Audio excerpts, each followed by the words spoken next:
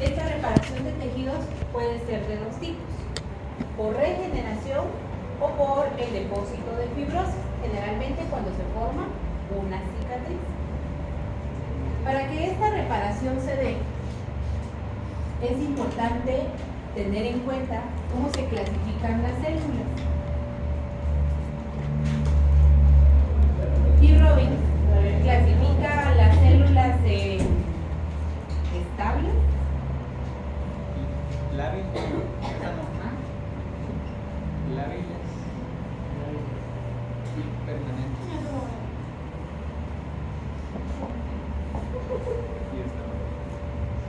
La verdad que con esto solo quiere darle otro nombre a lo que ya conocemos.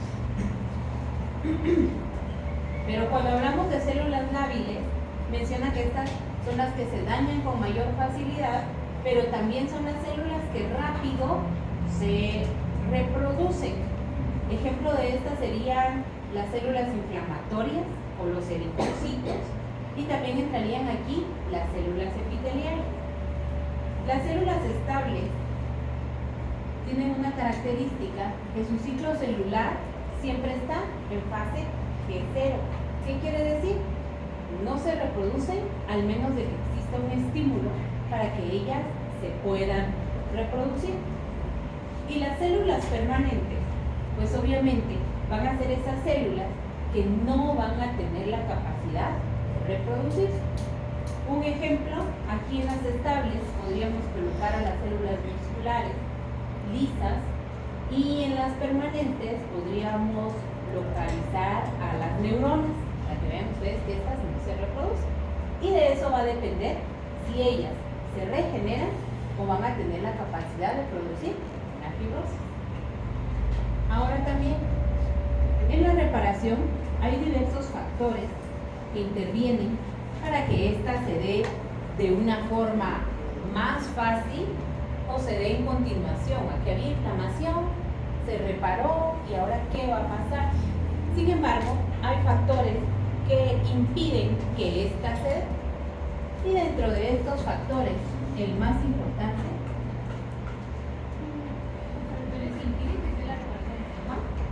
o que haya una reparación defectuosa. Está la presencia de infecciones. Recuerden que aquí va a haber un microorganismo que obviamente se tiene que eliminar y no es necesaria y no basta solo con la fagocitosis o la respuesta inmunológica, sino que vamos a requerir de, en este caso, medicamentos y la nutrición.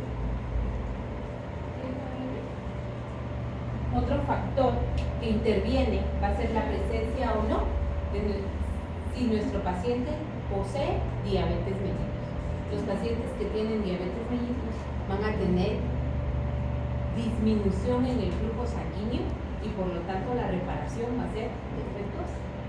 Y por último, la nutrición a la que esta célula se debe. Un órgano, ¿vamos bien hasta allí?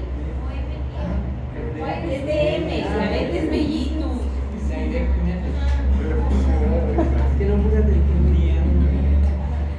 Si hablamos de regeneración, Robin hace referencia a un órgano ahí, el hígado, y menciona la regeneración hepática.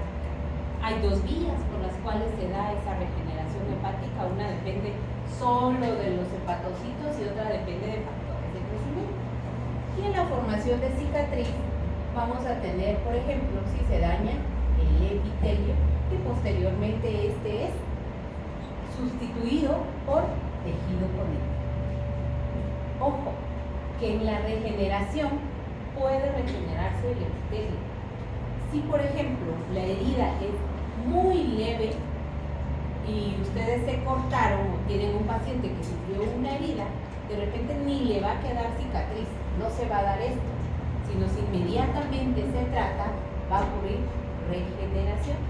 Aquí actúa o va a tener un papel muy importante en la formación de la cicatriz, la presencia de fibroblastos, y en la regeneración la cantidad de colágeno que tenga la matriz extracelular para que pueda posteriormente darle origen a las células epiteliales. ¿Vamos bien hasta allí? Ahora bien, vamos a encontrar también anomalías en este proceso, en el proceso de reparación. Y estas anomalías pueden presentar úlceras. Recuerden que la úlcera, tanto como un patrón morfológico de inflamación, puede ser una anomalía en la reparación. Puede aparecer la presencia de contracturas. Puede aparecer la presencia de un queloide. Puede aparecer una cicatrización o, ¿cómo se llama?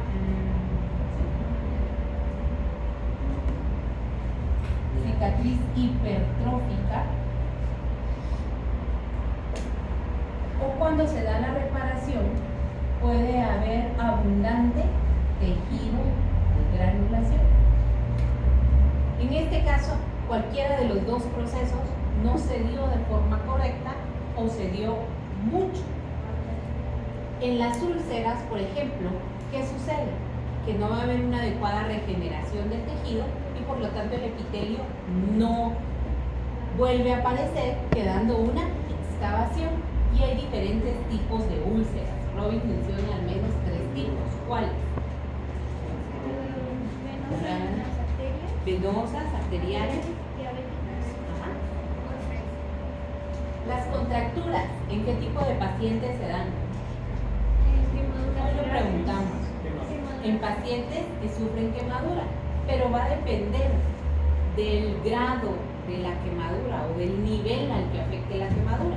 Porque si por ejemplo ustedes se han quemado cuando están cocinando, cuando están planchando o haciendo peinándose usando la secadora, también puede ocurrir una quemadura de primer grado, en donde solo se lesiona la epidermis e formación de una ampolla.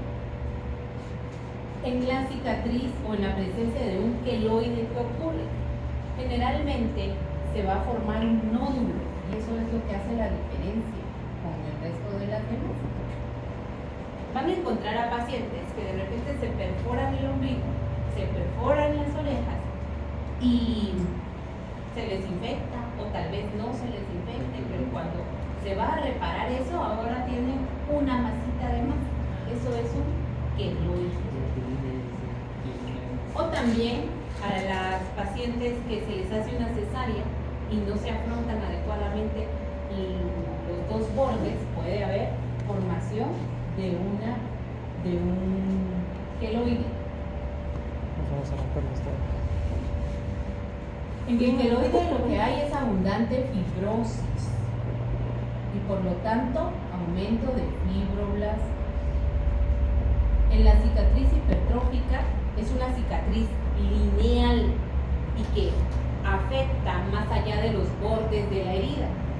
Y lo que ocurre aquí es que hay abundante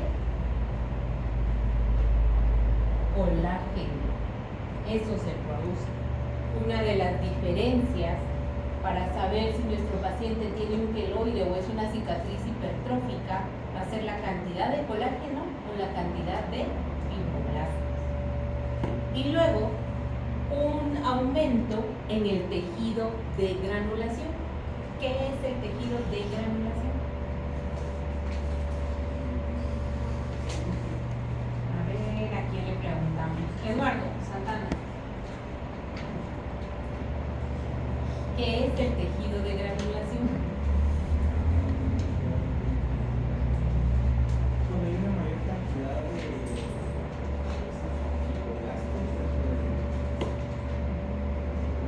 No solo fibroblastos. ¿Alguien sabe qué es el tejido de granulación? Daniel, Oscar Daniel. Tal vez solo basado en lo que nos dijo antes, podría ser acumulación de células macrófagas que se vuelven como epiteliales, más o menos. ¿Pero qué es el tejido de granulación?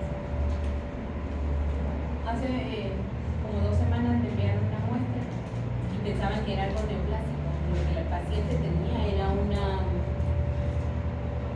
exagerada formación de tejido de granulación, no era una neoplasia.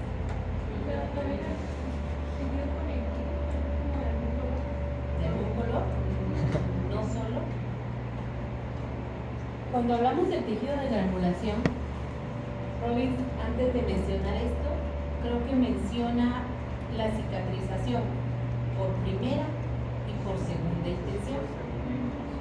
Y cuando va a haber una cicatrización que cause regeneración o que cause fibrosis, se forma el llamado tejido de granulación, en donde hay angiogenia, que quiere decir formación de nuevos vasos, para que esos nuevos vasos irriguen el tejido dañado.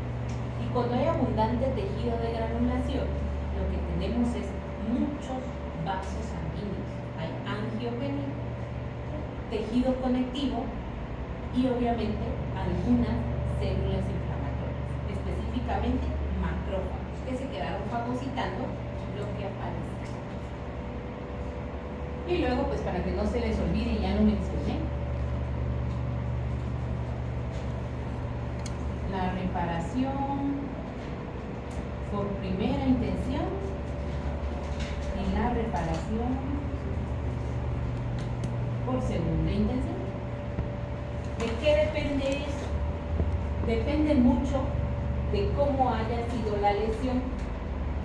En la reparación por primera intención hablamos de una cirugía en donde el paciente está controlado, una cirugía que no fue de urgencia, sino que fue programada, que nosotros sabemos perfectamente dónde vamos a cortar para posteriormente reparar eso con hilos de sutura.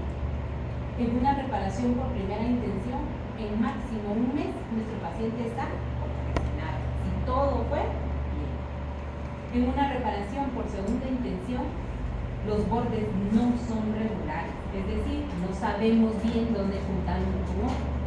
Ocurre en una cirugía que no fue controlada, por ejemplo, si tenemos que hacer una laparotomía de emergencia, abrir al paciente sin saber en qué condiciones nutricionales de limpieza estaba, la reparación puede tardar incluso hasta 3 meses. Y la reparación de segunda intención generalmente tiene una falla que se da por la colonización de microorganismos, interviniendo aquí estos factores. Podríamos tener a nuestro paciente perfectamente bien controlado, nosotros programar la cirugía, pero ¿y qué pasa si no sabíamos si era diabético? La herida no se va a reparar adecuadamente, entonces entraría en segunda intención. Y pues con eso terminamos el capítulo de inflamación. La otra semana hablamos de algunos trastornos hemodinámicos. No vamos a ver todo el capítulo porque no voy a correr y en 2 días explicar todo eso sin tener laboratorio, etc. La otra semana, solo la primera clase que dé es la que entra para el parcial. Luego vamos a hacer un laboratorio y para el examen de imágenes, ahora no lo voy a hacer en la plataforma. Voy a proyectar la imagen y ustedes van a traer una hoja que yo les voy a enviar. Voy a ver si la reproducen de una vez aquí, para que ustedes vayan respondiendo allí la pregunta y así automáticamente eso se pueda adjuntar a su examen. Ya terminé de hacer el examen y puse 10 casos clínicos, pero los casos clínicos son con respuestas de selección múltiple. Paciente de tal cosa, así como el asmático. ¿Qué tipo de inflamación presenta? Agudo, crónico, necrosis, lesión endotelial, y entonces así vienen los casos. En esta ocasión no pedí que justificaran su respuesta. No puse un caso en donde la respuesta 1 tenía que estar correcta para que la 2, la 3 y la 4 estuvieran bien. Ahora no lo puse. Pero sí deben de estudiar, porque deben de aplicar lo que están aprendiendo. El año pasado yo todas las clases las di, creo que la mayoría, no las di en pizarrón, las di con diapositivas y ahí está la imagen y se me dormían. Yo espero que ahora no, pero eso sí, si no leen, yo no doy la clase. Esa va a ser la condición que yo voy a hacer. ¿Estamos? Les voy a programar el laboratorio para que lo hagan en casa. Es igual que el laboratorio de la semana pasada, en donde van a tener que ver una serie de imágenes y después hacer una evaluación. Yo ya califiqué todas las actividades hasta el fin de semana. Los que habían tenido, que mire, que no, que el mío valía los 3 pingüinitos y que no sé qué, ya las corregí también, pero si hay alguno que se me haya escapado, me lo hacen saber hoy para poder corregir. Pregunta. ¿No? Bueno, ¿está bien? No. Yo pensé que sí. Entonces les programo el laboratorio para que ustedes se organicen y lo hagan en su casa. Gracias. Es que no sé hasta dónde decirte que va a ser el resumen, porque va a depender hasta dónde llegue. Entonces Creo leemos que- y dejamos pendiente.